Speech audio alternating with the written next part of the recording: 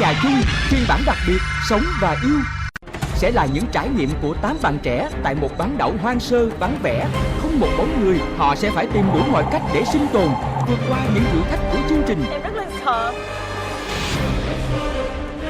Vượt qua những giới hạn của bản thân để giành lấy chiến thắng với giải thưởng 100 triệu. Cặp đôi tỏ tình thành công sau khi kết thúc chương trình sẽ nhận được một chuyến du lịch nước ngoài do Traveloka tài trợ. Thùy Anh năm nay 23 tuổi, đang là một diễn viên trẻ gây được nhiều sự chú ý với khán giả thông qua những vai diễn ấn tượng trên màn ảnh trong thời gian qua. Diễm My, 25 tuổi, cô nàng từng đoạt giải Á Khôi Miss Áo Dài 2017, hoa khôi tài năng của cuộc thi Miss Việt Nam Beauty 2017. Senia Hokina, tên tiếng Việt là Hồ Khánh Linh, năm nay 29 tuổi, là một cô gái người Nga và đã có thời gian sinh sống ở Việt Nam khá lâu. Công việc của cô nàng là một giáo viên tiếng Anh. Cô nàng cá tính tiếp theo là Nguyễn Chinh, năm nay 22 tuổi. Công việc hiện tại là sinh viên khoa quản trị kinh doanh và quản lý công ty may mặc của gia đình. Tyler Johnson, 28 tuổi, là một anh chàng người Mỹ. Công việc hiện tại của Tyler là giáo viên tiếng Anh và có tham gia làm người mẫu ảnh và các chương trình biểu diễn thời trang. Trần Nhật Trường, 25 tuổi, đang là một diễn viên trẻ. Anh chàng cũng có niềm đam mê lớn trong lĩnh vực ca hát và người mẫu. Hữu Thanh Tùng, 26 tuổi, là một diễn viên của nhiều bộ phim sitcom ấn tượng trong thời gian gần đây và là một diễn viên tiềm năng của sân khấu thế giới trẻ. Ngoài ra, anh chàng này còn có một niềm đam mê kinh doanh trà sữa, thời trang. Nguyễn Huỳnh Trinh, 32 tuổi, với vẻ ngoài thể thao khỏe mạnh, chững chạc.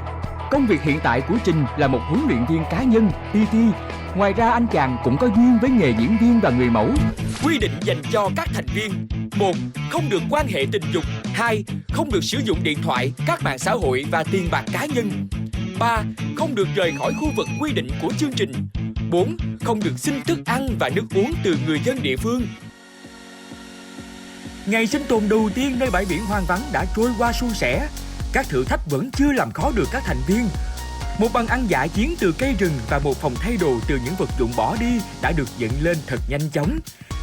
Và các bạn còn có thời gian để đi bắt thêm còng về bổ sung cho bữa chiều. Tùng và Thùy Anh thân với nhau do đã quen từ trước. Chính và Trình tỏ ra ăn ý trong khi làm việc. Linh thì có vẻ khá thích Trình. Với lượng lương thực và nước uống ít ỏi, các thành viên phải tồn tại đến ngày cuối cùng tại nơi thiên nhiên hoang dã. Thử thách nào đang chờ đón họ? Mời các bạn cùng theo dõi.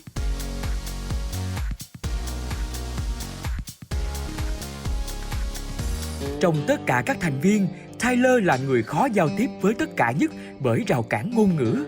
So it was kind of the same thing. It's a little bit difficult to express myself when we talk in a group because some of them don't speak any English. How long have you been in Vietnam? 1.5 years. Một năm rồi, right? Một năm rồi. Long time. But I will stay in Saigon forever. Yeah, I love Saigon. Have a love in Saigon and married with a girl Vietnamese. Yeah, đúng rồi. Yeah, that's the plan. What's your favorite food in Vietnam? So many. I'd say pho, but yeah. Like before I came to Vietnam, I never tried like octopus. You know, 8 legs. Yeah. No, you don't. Come here. Like 8. Yeah. Fish. 8. Octopus. 8. Never mind. Come here. What about movies? I don't like. You don't like movies? Yeah. Trời ơi. So what do you do besides eat and gym? That's it. Eat and dream. And Go Facebook. shopping. Facebook, Go shopping Facebook, with Instagram, my Facebook. friend. Sawa. Facebook. Yeah? I use Facebook for 4 hours. Are you serious? 4 hours. All right, can you cook? Can you cook? Go shop. Yep. Okay. Yeah, I can cook. What's your favorite thing to cook? I can cook Everything. Yeah. You can make me a double cheeseburger? Yes. Sao. Oh. Sawa. I had a date with Trin. She had pretty good English, so it was a good conversation. We just talked about what we liked. She said that she likes to eat and cook, and she's studying business. And yeah, we just had a normal conversation, but she's a really cool girl. It was fun to get to know her. Cả Trường và My đều là những người ít nói. Cuộc nói chuyện của hai người ít nói sẽ như thế nào đây? Thực sự mà nói về tình yêu ý thì mấy năm gần đây em thực sự chưa có cảm giác thực sự gì với chưa ai cho em có cảm giác luôn ấy. Tại vì yêu là không phải là giống như là cái cảm giác ngay từ đầu tiên á, đúng không? Là mình cảm nhận nhiều nhất. Giống như kiểu anh có tin tình yêu từ cái nhìn đầu tiên không, hay để em đi quay lại lần nữa? Không, mà thiệt sự vậy mà. Tốt nhất là đôi lúc là ấn tượng thì ấn tượng đầu tiên, nhưng mà gọi là yêu từ cái nhìn đầu tiên em thấy nó sai. Nó sai nhưng mà cái cảm giác của mình là thật. Còn càng quen lâu thì càng ra biết nhiều thứ quá. Đúng rồi. Cứ như ông bà ta hồi xưa, thực sự những người đó đã yêu đâu, cưới về rồi mới yêu ấy. Bây giờ em cũng thấy như vậy. Những người mối tình biết bao dài bao nhiêu năm rồi cũng đã đến được gì đâu. Em rất là sợ một mình, cho dù tuy là em một mình lớn lên nhưng mà lúc đó vẫn là ở chung với những người bạn hay là những người anh em họ này kia. Thành ra em bị cái em rất là sợ tối. Nếu mà anh thả em một mình thì em rất là sợ tối. Tại vì bình thường em ngủ một mình em không tắt đèn. Ngủ mở đèn. Đúng rồi. Tại vì em ngủ một mình thì em mở đèn, nếu có người nào thì em có thể tắt đèn được.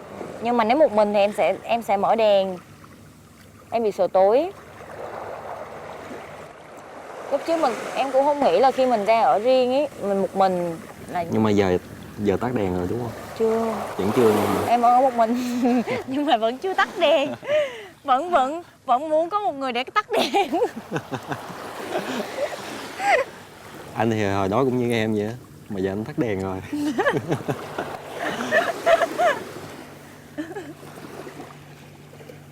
Tắt đèn không có nghĩa là có người chung với mình, nhưng mà vẫn một mình thôi.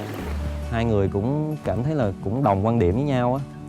Rồi Trường cũng cảm thấy cũng hợp về cái điều đó, kiểu hai đứa đó giờ cũng toàn một mình rồi sống nội tâm. Vào ban đêm chúng ta không nên di chuyển nhiều trong môi trường chúng ta không biết. Chúng ta nghỉ ngơi tìm chỗ trú ẩn để ban ngày chúng ta tiếp tục di chuyển. Vậy là các bạn nhanh chóng nhóm lên một đống lửa để sưởi ấm và xua đi những loài vật không nên đến trong đêm ở rừng. Tự nhiên trời tối cái cứ quen là móc điện thoại ra mở pin không à. Soi pin. Cứ bị liệu. Anh đừng móc bẫy gì nhá. Ôi con gì á, con bọ cạp hả? Ôi Gấp bỏ đây nè, không thôi là nó cắn đó. cẩn thận nha. Bọ cạp nướng nào. Đi bỏ vào lửa. Ôi giời. Lửa màu xanh kìa. Con này có độc. Sao nên lửa xanh? Ai dạy em? Chị đừng có nhìn em bằng mắt vậy nữa được không? Ủa chị không nhìn em bằng mắt, chị nhìn em bằng mắt ai? Mắt anh. Kỳ cục. Nhìn mà cái anh hiếp người ta. Chị anh em thôi, chị không có hiếp cái người ta nhỏ. Bắt kéo nha. Suốt ngày cứ một cái trò bắt kéo hoài. Thì bây giờ em chưa làm được thì em phải dụ chứ làm sao, ok? Và trò chơi nói thật bên lửa trại đã bắt đầu. Anh hình như anh bảo là anh 32 tuổi rồi hả? Đúng rồi. Vậy anh đã trải qua được mấy mối tình rồi? Anh trải qua thì mối tình chính thì là ba mối tình. Cụ thể thì bạn gái đầu tiên của anh thì là người Hàn Quốc. Cô ấy người Hàn Quốc. Người nước ngoài đó. Yes, Korean girl. Before I talk with you. Yeah. And sau đó thì là bạn gái của anh người Việt nhưng mà ở bên Mỹ. Rồi bạn gái thứ ba thì là người Nhật Bản. Anh hướng ngoại nhờ? Yeah. Nói chung anh có duyên với người nước ngoài. Yêu xa không à? Anh có thể có cảm giác đặc biệt với ai chưa? Hay có thể có cảm giác giống như anh muốn tìm hiểu nhiều hơn về một số bạn chưa? Cái cảm giác đầu tiên với anh thì anh rất là quý mọi người, quý cả 4 cô gái. Rất là thích, mọi người đều có mỗi cái tính riêng, mỗi cái nét đẹp dễ thương riêng ha. Nhi em thì dễ thương, nói chuyện dễ thương. Hả? My thì là hơi kiểu nhõng nhẽo đông đảnh xíu nhưng mà cũng ok, dễ thương.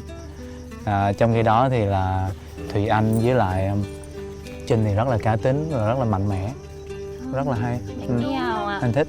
Yeah. Em mình. Nói chung là anh rất là có thiện cảm tốt với tất cả mọi người. Và anh Tùng đã trải qua mấy mối tình rồi và mấy mối tình đó nó diễn ra kết thúc như thế nào? Anh trải qua 2 mối tình. Một mối tình là từ lớp 12 cho đến năm 2 đại học. Thì sau đó 1 năm thì anh bắt đầu anh quen một người khoảng 3 năm rưỡi. Sau đó thì chia tay. Anh rất ít mối tình. Nhưng mối tình nào cũng lâu nhỉ? Tại vì anh quan niệm là nếu mà anh quen ai thì anh sẽ xác định rất là lâu dài. Anh không thích quen mà quen vài tháng hay 1 năm. Cũng ok ha. Ok ha. Em hỏi Taylor luôn. Taylor. What's your cũng là mẫu bạn gái luôn á. What's your type, your girlfriend? Tôi muốn có bạn gái nhỏ con bạn nhỏ con can do. Bạn gái dễ thương. Nhớ thương, yeah, thương mến và xinh đẹp. Xinh đẹp. Còn gì Đẹp, đâu yeah. có gì đặc biệt. Đúng rồi. Special. Special style. Likes to go to the gym. Gym. Thích tập gym. Đúng rồi. Gym very good. Likes sports. Likes watching, xem phim. Xem phim. Bạn gái có tập gym là mọi người hiểu rồi nha. Còn Trinh thích đóng phim. Ở đây á, chỉ có anh Trinh là thích đọc. Xem không or nghe. Trinh nghe đi em. Dạ. Trinh tập gym mà. Don't listen to music. No, and no movie. Ok. Chúc mừng. Chúc mừng tiếp hả? You fire girl. Good. Em hỏi chị. Hôm nay chị có bất mãn với điều gì không? Nếu mà gọi là bất mãn thì thật sự chị không thấy bất mãn điều gì cả. Thì khó chịu hoặc là thấy có suy nghĩ một chút gì đó về chuyện gì đó hay hôm nay? Thật sự nếu mà như chị nói, nếu gọi là khó chịu thì giống như là chương trình cung cấp những lương thực cho mình gọi là vẫn chưa không thấy ổn thôi. Cái vấn đề là không cho nước mắm, không cho nước tương, không cho ớt. Chị bắt cá lên chị ngâm đi chị. Ít nhất muối. Chị bắt cá lên chị ngâm với muối. Ít nhất có muối, phải cho miếng ớt với chấm nữa chứ. Em vẫn khao khát có thêm một miếng nước mắm. Ủa, cho miếng nước mắm để ăn cùng với cơm. Cho miếng nước mắm hoặc miếng nước tương gì đấy. Rồi các bạn đã hoàn thành nhiệm vụ lúc 11:40 phút. Phải thưởng chị ơi, phải thưởng. Một chai nước tương, một chai nước mắm. Thôi bớt đòi hỏi đi mọi người ăn đi. Ok. Anh thấy là em ngầu lắm á, bất mãn chương trình đó. Em chị đã nói tay đi rồi. mọi người, em ngầu á. Bất mãn là biết rồi. Anh biết em là thích ớt cái này nước mắm nhưng mà thiếu là bất mãn rồi. Bây giờ mình hỏi bá đạo một xíu đi, hỏi hiền quá. Thế là Your Palo how many condom?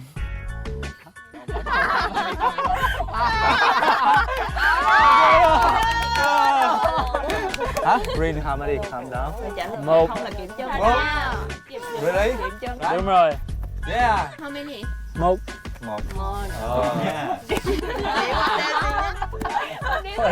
Yeah, thiệt sự nó tới 3 cái lận. Nhưng mà là condom Taylor có tặng Trình 1 cái, Tùng 1 cái và Trường 1 cái, 3 cái nên Trình biết. Hiện tại thói quen của mọi người đàn ông và đặc biệt là người nước Mỹ thì lúc nào người ta cũng có condom sẵn trong ba lô. Điều đó Trình thấy cũng rất là bình thường thôi, rất là thứ nhất là bảo vệ sức khỏe cho mình và người bạn của mình, nó rất là bình thường. Và Trình nghĩ là tương lai thì thanh niên Việt Nam nói chung và ở Sài Gòn nói riêng, ở mọi nơi thì nó cần như vậy. Giống như là nó là một điều rất là văn minh và chúng ta nên cần để bảo vệ cho sức khỏe của mọi người. Last night, there's another question Trent asked me that I didn't like, but I know he was just trying to be funny, but it's comes out, no problem. And I thought it made me look bad. I didn't like the question. It's implying that I came here to have sex, and I don't like that image. Hỏi Trinh luôn, em thích người đàn ông như thế nào? Mẫu người của em á, thì em không quan trọng ngoại hình. Cái điều thứ nhất cơ bản là người phải có đạo đức. Thứ hai, biết quan tâm chia sẻ, bao dung với bạn gái. Em không quan trọng giàu nghèo luôn. Dạ. Không, cái này là quan điểm của em thiệt. Em không quan trọng giàu nghèo, nhưng mà phải có ý chí. Phải có ý chí trong công việc, với lại biết lo cho tương lai, phải có chính kiến mà đừng bảo thủ. Chúc mừng em. Thì em nghĩ là một người đàn ông nếu mà thích một người phụ nữ kinh doanh thì đó là điều tất nhiên, mà Trinh thì cũng là một người giỏi việc kinh doanh, thì em thấy rất là khâm phục và rất là thích về cái mảng kinh doanh mà Trinh đang làm, cũng như là cái cách Trinh thích một người đàn ông là có chính kiến, bản lĩnh và lo cái tương lai tốt cho mình. Ví dụ như nếu mà bạn trai của em á đang ở cái độ tuổi này cùng với em, ví dụ như bạn trai em rất là cố gắng mà 5 năm nữa bạn trai em vẫn chưa đạt được cái điều đó, liệu em có bỏ bạn trai em không? Hoặc là em hoặc là gia đình em cấm cản, hoặc là ví dụ như rồi em sẽ lớn hơn thì em sẽ có một cái suy nghĩ khác, thì em sẽ cảm giác là em sẽ đối xử với bạn trai như thế nào? Hay quá này, Em hiểu cái câu đó. Về cái chuyện mà bạn trai mà về cái gia đình cấm cản á, thì gia đình em không cấm cản. Gia đình em thì tôn trọng quyết định của em, tại vì em cũng đủ lớn là để tự chịu trách nhiệm cho quyết định của mình. Đúng rồi. Và cái việc mà bạn trai, ví dụ bạn trai hiện tại của mình mà cố gắng nhưng mà cái điều cố gắng đó nó chưa có tạo thành quả, đúng rồi, thì em nghĩ là mình nên bao dung và chờ đợi. Nếu yêu thật lòng á thì em sẵn sàng chờ. Không, tại vì anh nghĩ vậy nè, cái tình yêu thật ra đó là không ai nói và đến với nhau không thật lòng hết. Ví dụ như 5 năm, thật ra đôi khi con trai có thể là 5 năm hoặc là cũng có thể 10 năm người ta mới thành công được. Thì ví dụ lúc đấy em lớn rồi, em sẽ có một cái suy nghĩ khác. Tại vì ví dụ em sẽ có tác động vào môi trường công việc của em nè, hoặc là em bây giờ ba mẹ em không như vậy, ví dụ lớn lên ba mẹ sẽ kêu là con đến tuổi lấy chồng rồi, liệu là em có dám khẳng định là mình sẽ vẫn giữ cái lập trường của mình để mình... Nếu như em vẫn nhìn thấy cái sự cố gắng giữa người yêu của em á, vẫn giữ cái sự phấn đấu và cố gắng như vậy, thì em không những là em vẫn duy trì mối quan hệ mà em còn hỗ trợ để cho bạn trai em có thể phát triển sự nghiệp tốt nhất. Cảm ơn chị. Anh khen thật lòng. Cảm ơn anh Tùng. Tại vì mình nghĩ là con trai đôi khi lập nghiệp 5 năm, 10 năm người ta mới thành công. Đôi khi con trai còn chi phối rất là nhiều thứ, cuộc sống gia đình, rất là nhiều thứ. Cho nên là cái sự thành công không phải là đơn giản. Có người có thể 1-2 năm, có người 5-10 năm. Và Trinh còn nói thêm một câu mình ấn tượng. Nếu như em vẫn nhìn thấy cái sự cố gắng giữa người yêu của em á, vẫn giữ cái sự phấn đấu và cố gắng như vậy, thì em không những là em vẫn duy trì mối quan hệ mà em còn hỗ trợ để cho bạn trai em có thể phát triển sự nghiệp tốt nhất. Mình rất là ấn tượng khi câu trả lời của Trinh, mình cảm thấy rất là ấn tượng. Sáng sớm hôm sau, khi mặt trời còn chưa ló dạng, các thành viên đã thức dậy.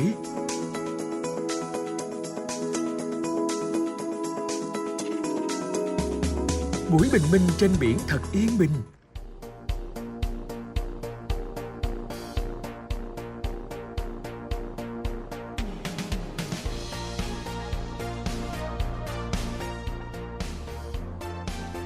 Trước tiên là phải nấu bữa sáng cái đã.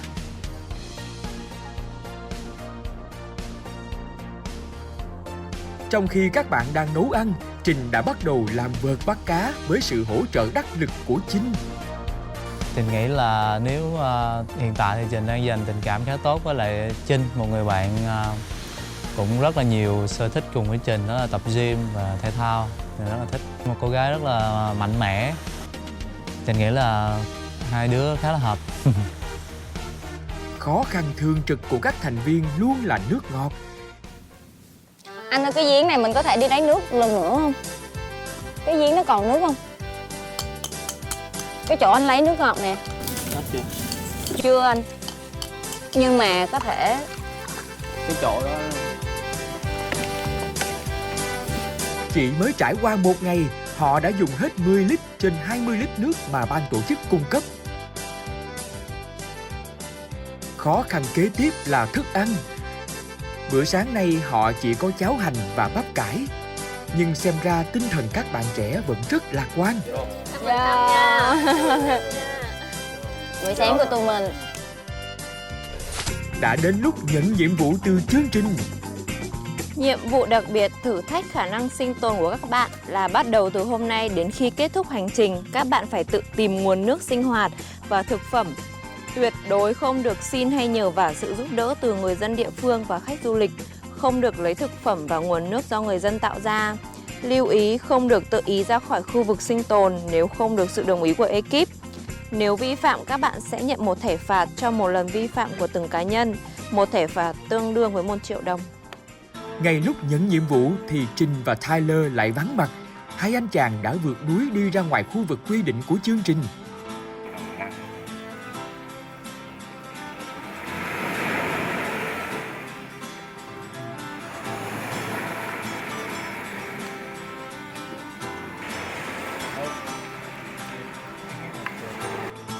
Chắc sáng mai con qua nha. Mai qua phụ chú kéo lưới nha. 6-7 giờ con ra nha. Thì ra là vì Trình đã có hẹn với cô chú từ trước.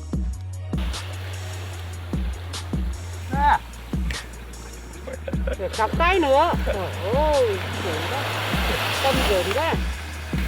Sọc cái nữa đây. Đó, đó. Xem ra việc gỡ cá không hề đơn giản. Cái diện hư đóng đợi này. Răng thẻ nó hư. Đó rồi. Nhưng công sức của hai chàng đã được bù đắp rất xứng đáng. Trời ơi. Thôi, cô cho con nhiều giờ. Tụi con làm ít mà cô cho ít thôi. Cái suốt nó chua luôn. Cái suốt nó này nó chua. Thôi anh xoài để đi em.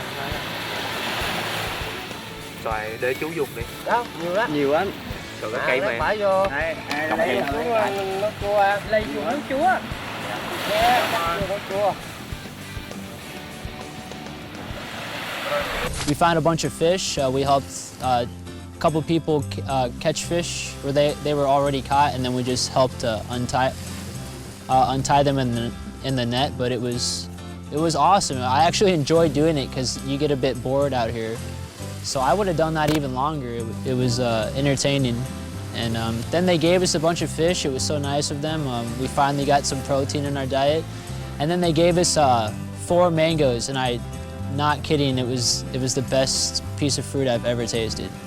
Not having any fruit for a couple days, so mangoes are now my favorite fruit. Gỡ cá cho cô chú xong, Trình và Tyler đi vào khu dân cư để múc nước giếng.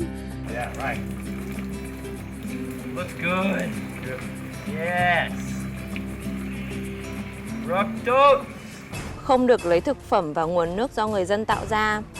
Do vắng mặt trong lúc cả nhóm nhận nhiệm vụ nên hai chàng trai không hề biết mình đang vi phạm quy định của chương trình. Yeah, very good.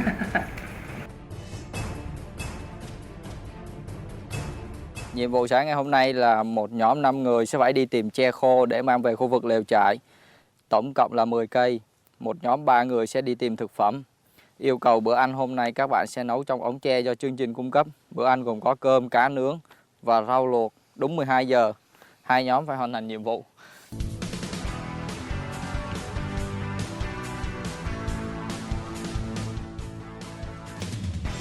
Các thành viên đã bắt đầu chia nhóm thực hiện thử thách.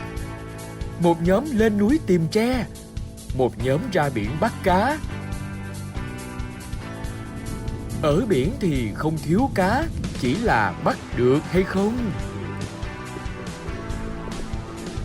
Thì khi mà lặn xuống thì mình thấy cá nó rất là gần mình và mình cầm cái vợt mình cảm giác là mình bắt được nó, nhưng thật khó thật sự. hơn 2 tiếng 3 tiếng chỉ bắt được mấy con cua, mấy con cá nhỏ thôi, cảm thấy rất là khó. Khi mà mình lặn xuống mình không có dụng cụ bắt cá, mình không có gì, mình chỉ sử dụng cái lưới tự làm thôi thì rất khó bắt, không thể nào bắt được.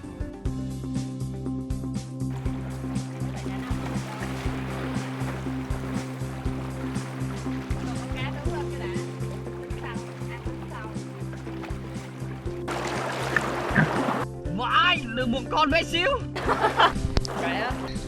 Lấy cái bật đợt lên.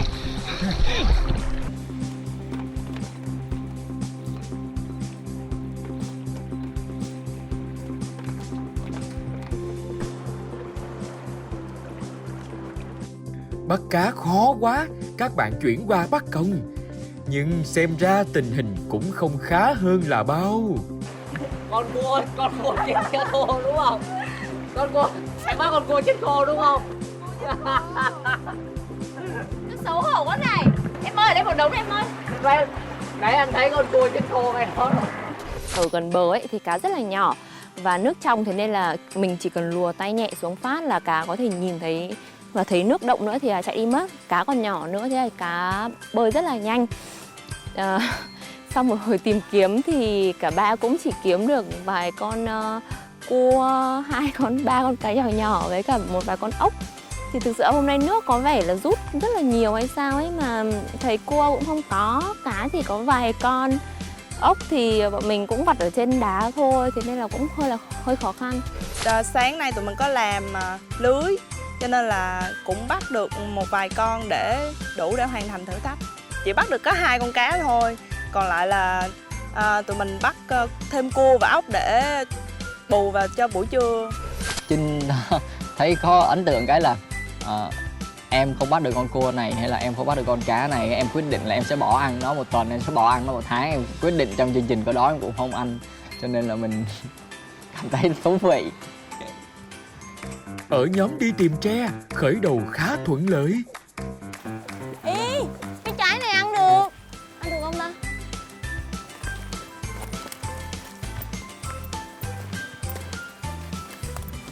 Đâu đưa đây. Mình chưa chín. Đây coi coi, đừng ăn nha. Cái này ăn được ấy. Ngon lắm á. Hả? Ăn vô lỡ bị gì sao? Biết trái đó trái gì không? Em nhớ là ở quê em có.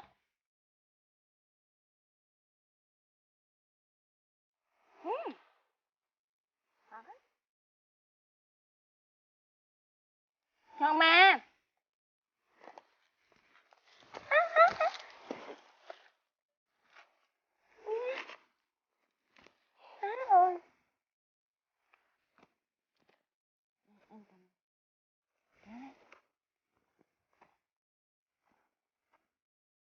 Trơn đó nha. Em thấy rồi.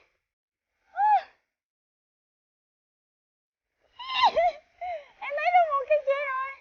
Nhưng rồi họ lại lạc đường giữa rừng. Hôm nay mọi người đi xuống bằng cách nào vậy? Không nhớ con đường đi là đường nào luôn á. Bên đây hết đường đi rồi hả? Trời ơi. Vòng lại đường khác không? Đúng rồi, phải vòng thôi chứ hết đường đi rồi. Đi.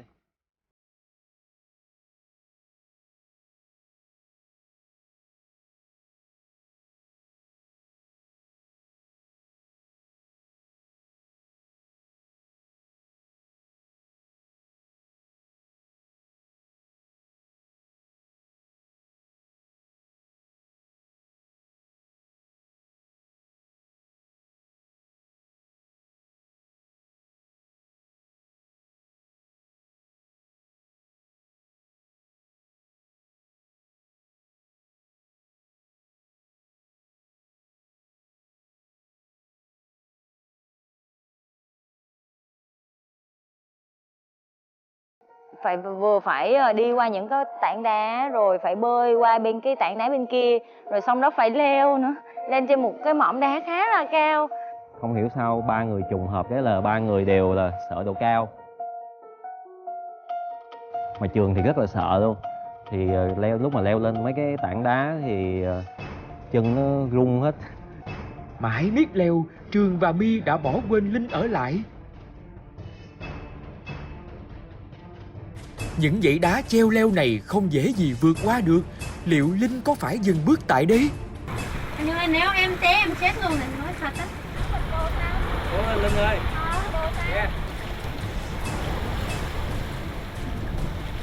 Linh thì lên cao thì nhìn xuống thấy cao quá thì cũng sợ, và lên rồi không biết xuống sẽ như thế nào, và cũng phải tự tìm đường nào cho lên, thì nói chung là cảm giác rất là sợ. Help me. Đợi xíu anh xuống cứu em. Nhưng mà anh sợ độ cao á, cho nên là từ từ. Anh sợ lắm. Em cũng vậy.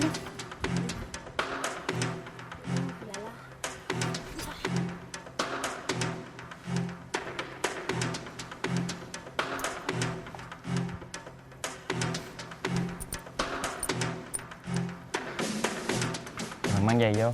Trời ơi, con vào đây. Thật sự đến bây giờ Linh chưa tin là Linh được làm như vậy. Tại vì hôm nay thì leo núi ở đó không có đường và có thể phải lên và có rất nhiều đá trường. Thì bánh này rất là vui tin và rất là tốt như một người băng. Tại vì giống như hôm nay Linh đi và bánh này cũng sợ, cũng rất là sợ và lên cao người ta cũng sợ và chân của người ta run run nhưng người ta cũng vẫn giúp Linh và luôn luôn cố gắng lộ với Linh. Thì Linh cũng thấy rất là thoải mái bên cạnh của bản này. Các thành viên đã phải ra biển bắt cá, leo núi tìm tre. Thử thách nơi hoang dã ngày càng khó khăn hơn. Dù cho hoàn cảnh không thuận lợi, nhưng những tình cảm đầu tiên đã nảy sinh. Linh khá thích Trinh. Trinh và Tùng đều ấn tượng với Chinh. Trường có ấn tượng tốt với My. Tyler thì để ý đến Thùy Anh. Những thử thách sắp tới sẽ ngày càng khó khăn hơn. Bên cạnh đó, nước uống và lương thực luôn là nỗi lo hàng ngày. Liệu các thành viên có tồn tại được đến ngày cuối cùng? Và câu chuyện tình yêu nơi hoang dã sẽ tiếp diễn thế nào? Mời các bạn cùng đón xem.